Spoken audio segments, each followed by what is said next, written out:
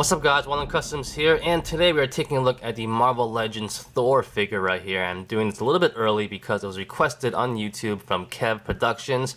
If you guys asked me to do something, I'll do it, so that's how it works. And you know, this is a very unique figure because this is when Hasbro took over the Marvel Legends title from Toy Biz. So you know, back in the day, Toy Biz was awesome. Hasbro was coming into getting their stride going. They didn't have the best articulation, didn't have the best sculpting or painting, but they were trying. Wasn't that great though. But I like this figure a lot because it was very unique. This is when Thor took over Odin's spot as the Lord or King of Asgard. So he has his whole beard, nice crown, a little bit different of an outfit than he usually has, and it looks pretty good. I always liked how it looked. Most recently, there was a wave, the Odin wave, where you could have either Odin or more updated future Thor. So we'll take a look at that at the size comparisons, but for now let's open them up. Alright, so here is Thor right here. Looks pretty good looking. Like I said before, he's a great representation how he is in the comic books. Going a little bit closer, you can see his head sculpt right there. Looks pretty nice with a nice looking helmet. I do like the helmet. I do wish I had some wishful thinking that you could actually take off the helmet, but of course you can't. But you get to see Thor underneath there. He has a nice looking beard, very long hair, as you can see right there as well.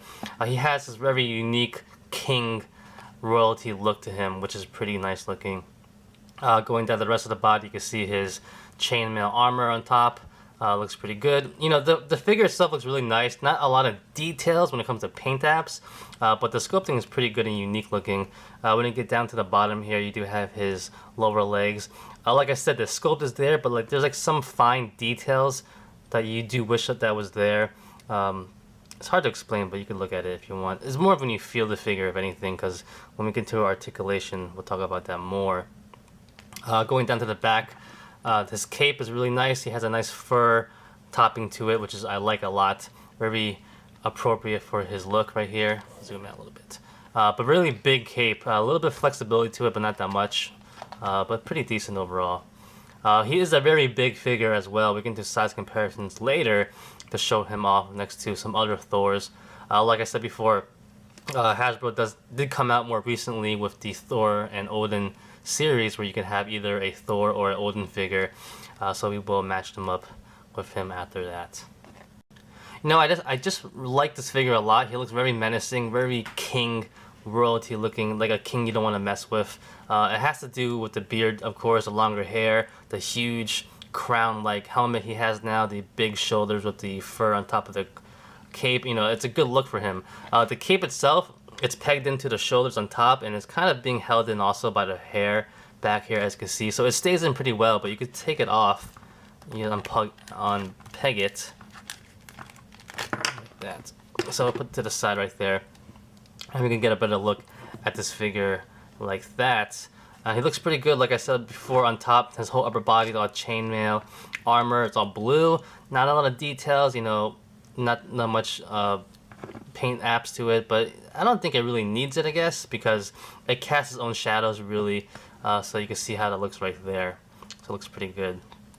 But now we can take a look at articulation. Now for articulation, he does have a ball jointed head on a hinge, but it's really limited by the hair.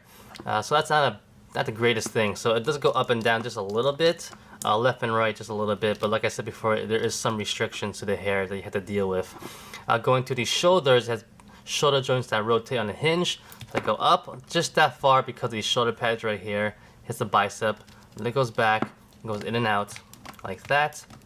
There's no bicep joint right there at all, or swivel, but at the elbow he does have the hinge joint that rotates and also goes up and down.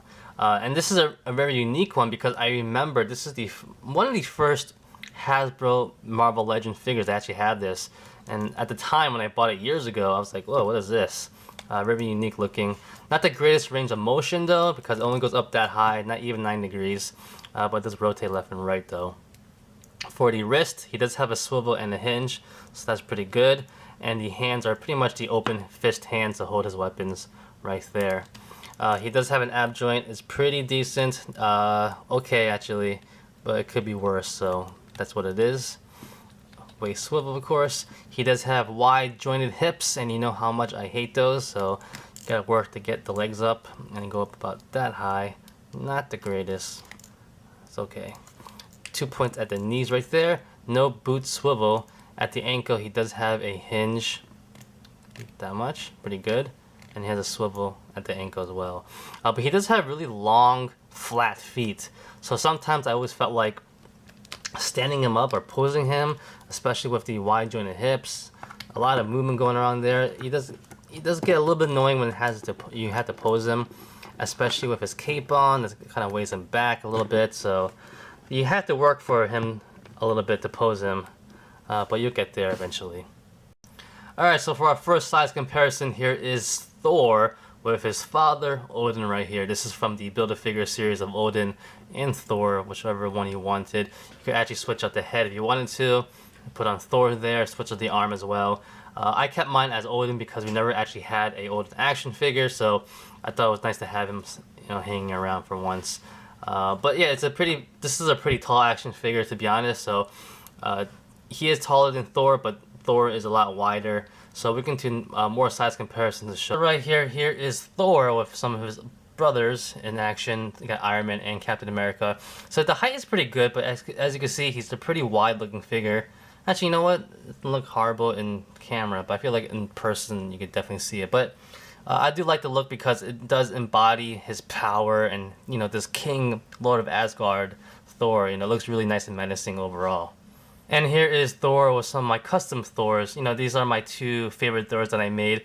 This is the more movie accurate looking Thor. He's tall, but a little bit more, not as robust looking like a Hulk. I think it's a more proper size for his body shape right here. I'll put him to the side, but this is the more accurate size of a Thor I would like for the comic version, in my opinion. He's a little bit shorter, not as wide, but you get the gist. But overall, like I said, two different kind of Thors. I don't know really if, when he gets embodied with the Odin power, Odin source, whatever it's called, that he gets huger or bigger, or I don't know what it is. But you can see the difference right there. And our last look here is Thor with also a Hulk figure to see a size comparison. Of course, you've got his brother right there. Alright guys, so that's my review of the Lord of Asgard Thor from the early stages of Hasbro taking over the Marvel Legends line. Like I said before, it's a decent figure for its time. I think, of course, it could have been improved in the articulation, a little bit of the paint apps. The sculpting looks pretty good, but the articulation could have been a lot better overall. But like I said before, I still like the look of this figure. That's why I wanted it again. He does look awesome, looks menacing, and definitely happy to have in my collection. So that's about it, guys. Thanks for watching. Like always, comment, criticize, subscribe, do whatever you want to pay attention. Follow me on Facebook, Twitter, and Instagram at wildandcustoms.com. If you liked the video, give it a thumbs up. Peace!